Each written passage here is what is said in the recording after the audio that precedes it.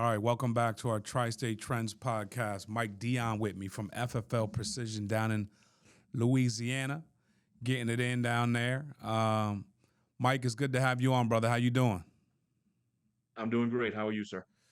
I'm doing well, man. I talked to Garrett and Jesse. They got nothing but great things to say about you. So I wanted to get you on here to talk about some of your activities, some of the things you're doing, some of the things you're winning with.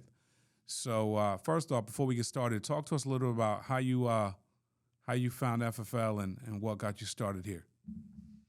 Um, actually, I was actually working at a place, a company right here in Thibodeau. That's the town we live in.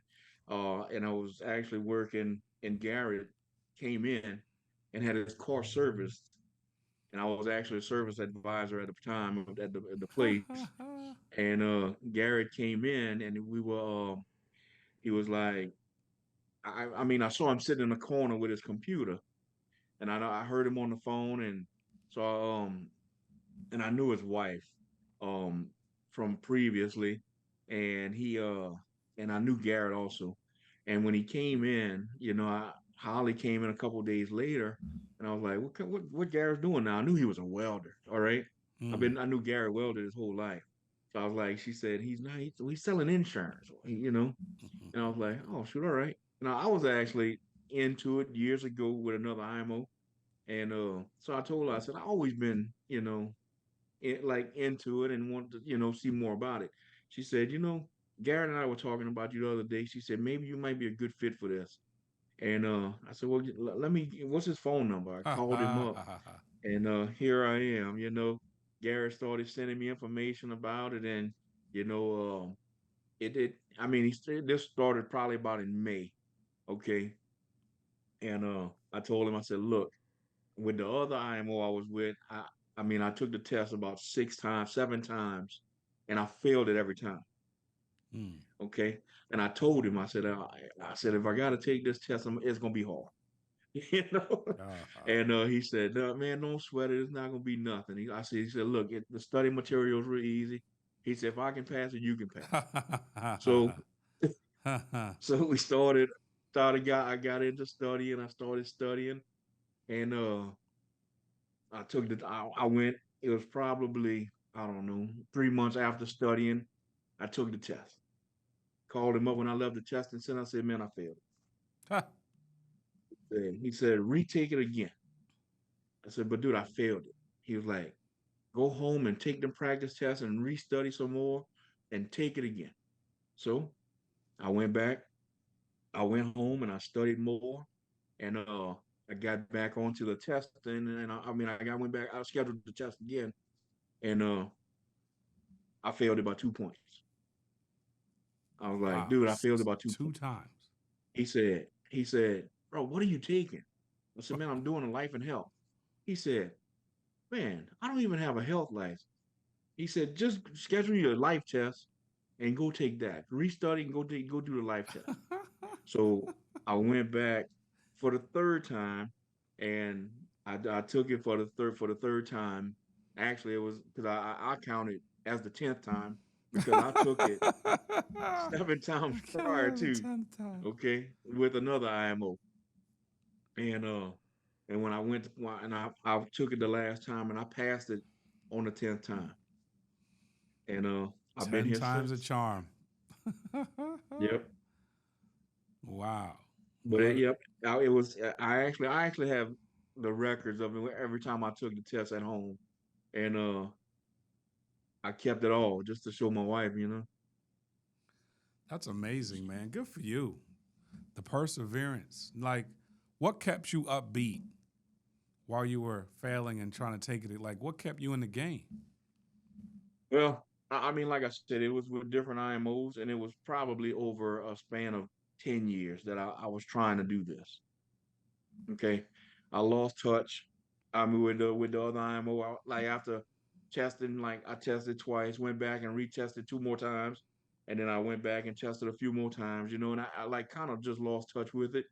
And then when I got with Garrett, when I sat, well, when I talked to Garrett, he was, it was just kind of a different atmosphere that I was. he was wanting to get me with, like not get me with, but put me with and get me in and help me with, shall I say. It was just a different atmosphere than what I was in before.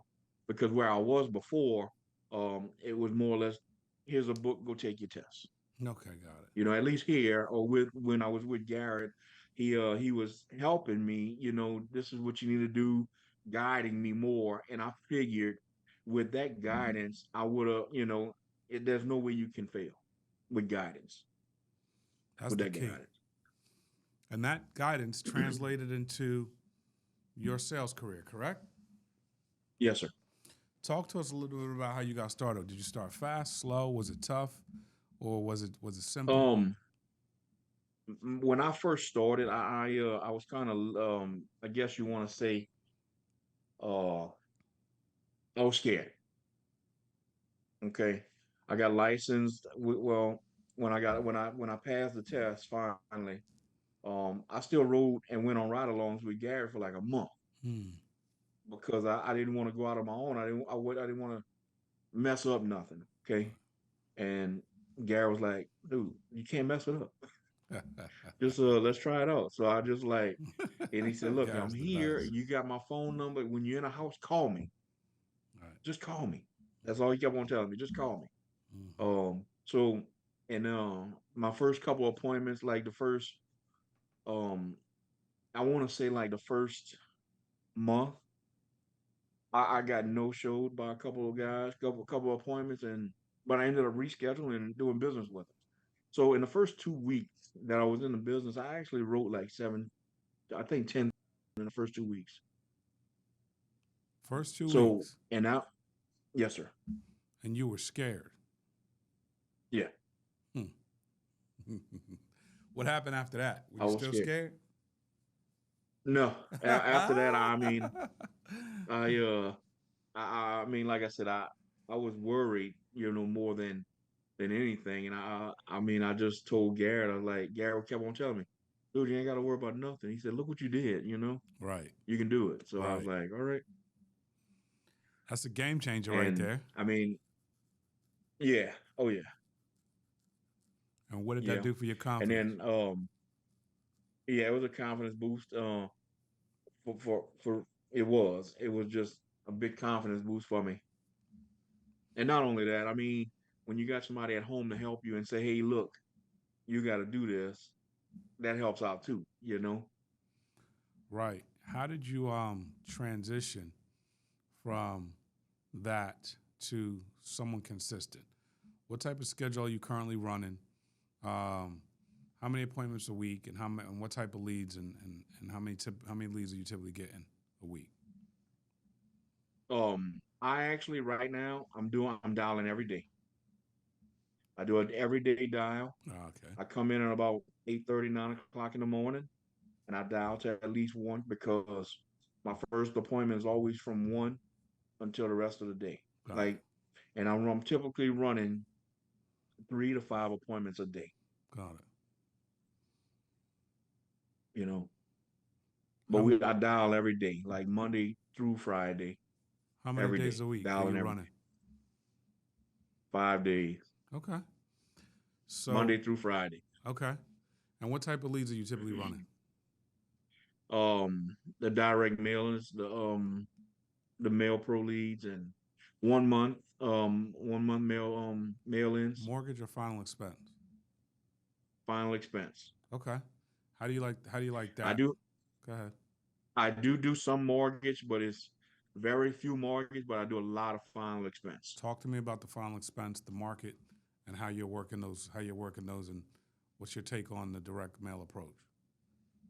The direct mail, I mean, I like them because they have something that they filled out. Okay. I have always have something that say, hey, look, I have your handwriting right here. Hmm. This is you fill this out requesting this information, and what do and and 9 times out of 10, that's what gets me in the house. And when I show them, I bring the lead with me when I go there and say, hey, look, you filled this out, and that's that's it. That's it. Case closed. not really, but I I mean, know, we I go know. we go into everything and we do business. You know? Talk to me, like cultivate the rapport building with the client, actually, or what you're doing to help them see the value in life insurance. Okay. I mean, a lot of times when I get into the house, of course, you look around when I get there to see what, see if they have any kids, grandkids, or anything like that, right? And then, telling them, like, just asking them, hey, look, um, why did you fill it out for? And chances are they say, look, I was just checking on a quote. Mm-hmm. Well, do you have anything right now? Some of them, a lot of them tell me, yes, I have, I do, and if they have, I just look at what they have. Like last week, I'm gonna be honest, which I did one last week that it was a his and hers, and they bought that 9.95 a month plan. Mm-hmm. Okay, so and I looked at, it, I showed them exactly what I had, what I can do for them, and mine was actually cheaper for more coverage. Okay, and we ended up doing business like that. But I mean, I had to show them the value of what they had with a 2 year waiting period, and the other one I had with them didn't have a 2 year waiting period. You know, No doubt. right? But isn't that huge? One thing I know about the senior market is they buy a lot of policies that they shouldn't have. Would you agree with me on that? Agreed. And they kind of they just get bought into whatever because Right, people don't they're not educated. right. Now you're going out there and you're making a difference, right? You're putting them in Right. the right policies, level coverage, with the right riders, the right amount of death benefit. How awesome is it that when you're doing that, when you're putting them in the correct products? Oh, I mean, look, it's rewarding to when you leave in somebody's house, it's very rewarding to know that you helped them either save money or put them in a better spot for their family, you know, for the future. Right. Yeah, Ain't no doubt. you're doing it at the tune of 15 to 20 families a month. Um, it's got to be a long way from being at the service desk. Yes. Right. Oh, definitely. How's this impacted you and your family? How has this opportunity impacted you and your family? Um, it actually it's been very I guess you want to say rewarding. When I was working over there, I'd have never been able to buy my wife a new vehicle. Huh? Okay. Last year I bought her a new car. It's great. You know, so and we go on vacations. That's all I can say. she like Amen, brother. she likes to go on trips. So my kids do too. They like to go places and do things, and we do it. And look, I'm actually you can actually work anywhere. So I mean, I bring it with me when we go places. That's so strong. And work wherever we go. Are you buying leads in those locations, or are you doing telesales in those locations? When I go, I do a lot of follow-ups. Got it. You know, that's just relaxed time. That's why I'm not on the streets here. I go there and do follow-up That's huge, and man. say, hey, look, I'm gonna be in town. I'm gonna be available on this day. Would you want to see about getting something taken care Got of, it. or what can I do for you? No doubt. What a When business. because I schedule for when I get back. Okay, got it. I see what you're saying. But you're working. In other Yes. words, you have the ability Yeah. to make it happen. Hmm. Right. Mike Dion, Tri-State Trending, man. I appreciate your insight, brother. Good stuff. You got it, man. God bless you, brother. Have a great day. Thank you. Thank you all for listening. Bye-bye. Take care.